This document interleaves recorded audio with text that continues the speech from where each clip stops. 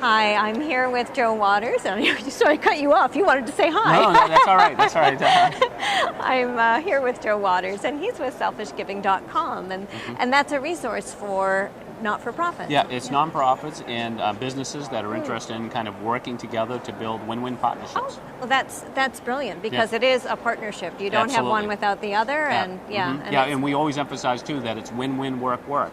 This isn't about nonprofits in a lot of instances picking up a check or a company just making a donation and cutting a check. Yeah. It's about them working together to target consumers and shoppers that would be interested in supporting them. Oh, that's brilliant. Yeah. So tell me, for people who are perhaps in emerging not-for-profits or smaller not-for-profits trying to get them bigger, what would you suggest? Well, one of the big challenges is doing an asset analysis, some process by which you look within your organization to find what you have that can help you create more win-win partnerships with companies. It's so important that you have these relationships, and what I find with most organizations, Susan, is it's not looking without, it's really looking within to see what opportunities they have, to see people on their board that they can work with, local companies that may be friendly with them, even people that intersect with their mission. I used to work for a big hospital in Boston Medical Center. It was a safety net hospital. We served the poor population, and what we really tried to find were adults, men and women, who pulled themselves up by their own bootstraps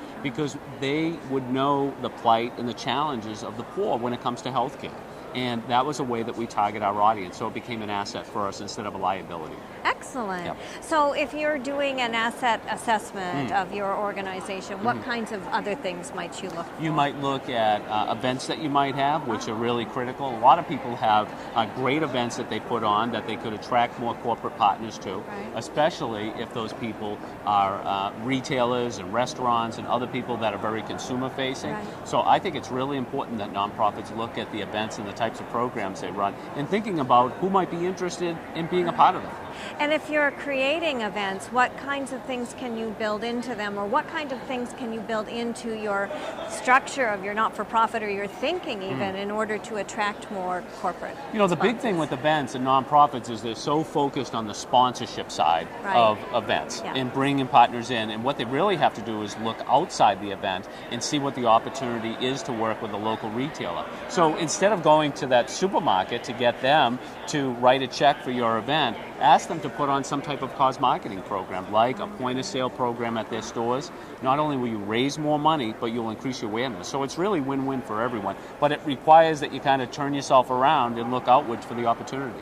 Absolutely. That's great. Anything else you'd like to tell the folks at home? Well, in addition to having a blog, selfishgiving.com, I wrote a book on cause marketing for dummies. So whether you want to get the information online or offline, there's a resource out there for you. That's great. Thank you so much. Thank Joe. you, Susan. Appreciate it.